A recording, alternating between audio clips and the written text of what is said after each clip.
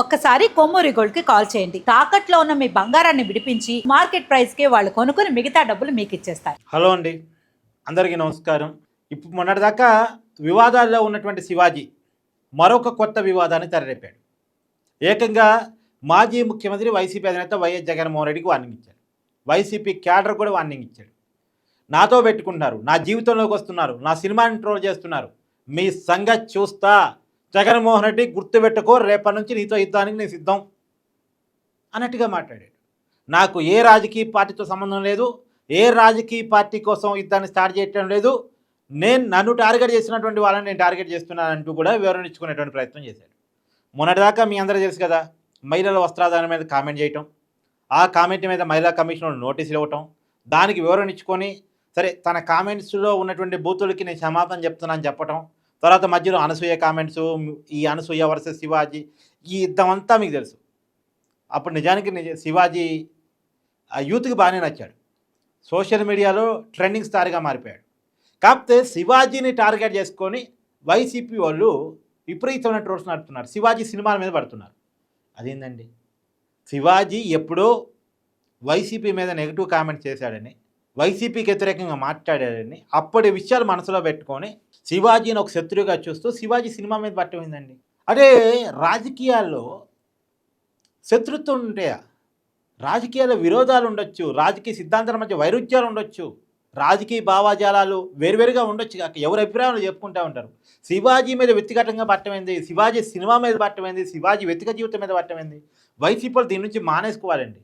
ఇప్పుడు షర్మిల జగన్ వ్యతిరేకించగానే అసలు ఆమె రాజశేఖర రెడ్డి గారు పుట్టిందా లేదా అని మాట్లాడతారు. కరెక్టా? ఇది కరెక్టా?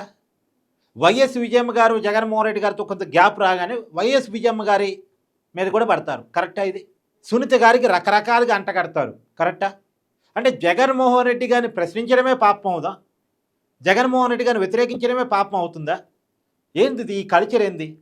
ఇప్పటికే చాలామంది మీద గతంలో కేసులు నమోదయ్యాయి. వర్రా రవీందర్ రెడ్డి, పోసానికి ఇస్తామని ఇష్టారీతిన మాట్లాడిన వాళ్ళు, ఇష్టం వచ్చినట్టు ప్రచారం చేసిన వాళ్ళు, నోటికి వచ్చినట్టు మాట్లాడిన వాళ్ళు, వీళ్ళందరి మీద చర్యలు తీసుకున్నారు గతంలో. అయినా సరే వైసీపీ కామన్ సెన్స్ రావట్లేదా? సరే ఒకే చట్టపరమైన శిక్షలు పక్కన పెట్టిన ప్రజా తీర్పు ఇలాంటి కామెంట్స్ని, ఇలాంటి ప్రచారాన్ని ప్రజలు యాక్సెప్ట్ చేయరు అని 2024 తీర్పు చెప్తా ఉంది. ప్రజలు ఇచ్చిన తీర్పు 151 సీట్ల నుంచి 11 సీట్లకు వైసీపీ పడిపోయింది. ఎందుకు పడిపోయింది? వైసీపీ అంటూ ఒక నెగిటివ్ వచ్చింది. ఆ నెగిటివ్ రావడానికి రకరకాల కారణాలు, ఆ కారణాలు ఇది కూడా ఒకటి. అయినా ఇప్పుడే కాదండి, లాస్ట్ టైం నాకు గుర్తు రావట్లేదండి, ఏదో సినిమా మీద కూడా గట్టిగా పడ్డారు. ఏదో గొర్రెలు అనే అన్నందుకు గాను సరిగ్గా ఐడియా రావట్లే నాకు. ఒక సినిమా మీద గట్టిగా ప్రచారం చేశారు. నిజానికి ఆ సినిమాలో అది లేదు, ఏదో గొర్రెలు 11 ఉన్నాయి అని అన్నందుకు అది వైసీపీ అన్నట్టుగా భావించుకొని ఆ హీరో మీద, ఆ సినిమా మీద పడ్డారు. దయచేసి మీకు ఏమైనా గుర్తుంటే కామెంట్ చేసే ప్రయత్నం చేయండి. పడితే ఆ సినిమా హీరో వివరణ ఇచ్చుకోవాల్సి వచ్చింది. ఆయన నేను అన్నది గొర్రెలు, అది వేరే కాన్సెప్టు, దానికి సినిమాకి సంబంధం లేదు, ఆ సినిమాలో అది లేని కూడా లేదు, నేను ఏదో చెప్పుకున్నాను, దాన్ని మీరు అన్వయించుకొని సినిమాని ట్రోల్ చేస్తారేంటి అసలు?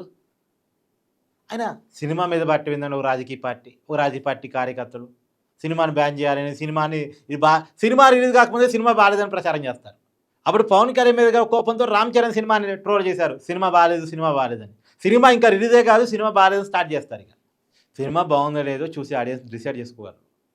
లేదు రెగ్యులర్గా ప్రతి సినిమా చెప్పే క్రిటిక్స్ కొంత చెప్పగలరు. కానీ ఎవరికి వాళ్ళు రాజకీయ కోణాలతో క్రిటిసిజం చేస్తే, రాజకీయ ఆలోచనతో క్రిటిసిజం చేస్తే, కావాలని టార్గెట్ చేస్తే అవతరాలు కూడా అంతే టార్గెట్ చేస్తారుగా. ఇప్పుడు శివాజీ జగన్కి డైరెక్ట్ కౌంటర్ వేశాడు, యుద్ధానికి సిద్ధం అన్నాడు, పైగా ఒక ప్రపోజల్ పెట్టాడు.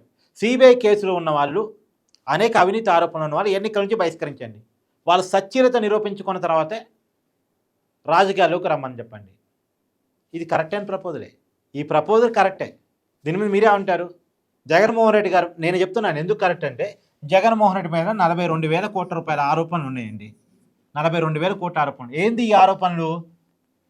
తండ్రి అధికారాన్ని అడ్డం పెట్టుకుని, వైఎస్ రాజశేఖర రెడ్డి గారు అధికారాన్ని అడ్డం పెట్టుకుని, ఆ రోజు ఎంపీగా కూడా కాని జగన్మోహన్ రెడ్డి, ఎంపీ కూడా కాదుగా, 2004 నుంచి 2009 మధ్య ఎంపీగా కూడా కానీ అప్పటికి ఇంకా రాజకీయాల్లో రాలే, ఏ పదవి లేదు.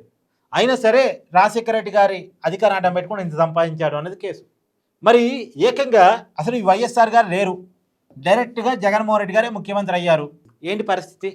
తండ్రి అధికారాన్ని అడ్డం పెట్టుకొని ఇంత సంపాదించుకున్నతను తనే ముఖ్యమంత్రి అయితే ఇంకెంత సంపాదించుకుంటాడు? ఈ 42,000 కోట్లు కూడా 2010 నాటి లెక్క.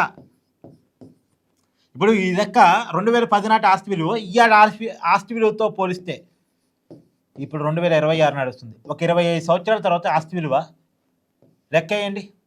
42,000 కోట్లు ఇప్పుడు ఆస్తి విలువ ఎంత అవుద్ది? కొన్ని లక్షల కోట్లు అవుద్ది కదా. నేను చెప్తుంది కాదు ఈ 42,000 కోట్లు లెక్క అనేది, సిబిఐ ఈడీ చెప్తున్న లెక్కలు నేను చెప్తున్నాను. ఇప్పుడు అలాంటి ఇంత సంపాదించుకున్న వ్యక్తి రేటే ముఖ్యమంత్రి అయితే ఇంకెంత సంపాదించుకుంటాడు? ఈ అవకాశం ఇచ్చింది ఎవరు? వ్యవస్థ కాదా?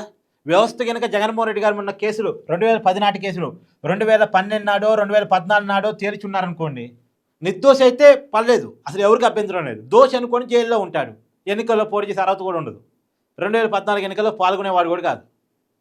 కానీ కేసులు ఇంత లైట్ కావటం వల్ల అక్కడ ముద్దాయిగా ఉన్నాడు, ఎన్నికల్లో పోటీ చేస్తున్నాడు. అక్కడ నిందితుడు ఎన్నికల్లో పోటీ చేస్తూనే ఉన్నాడు, మళ్ళీ సంపాదించుకుంటున్నాడు అనేది ఆరోపణ.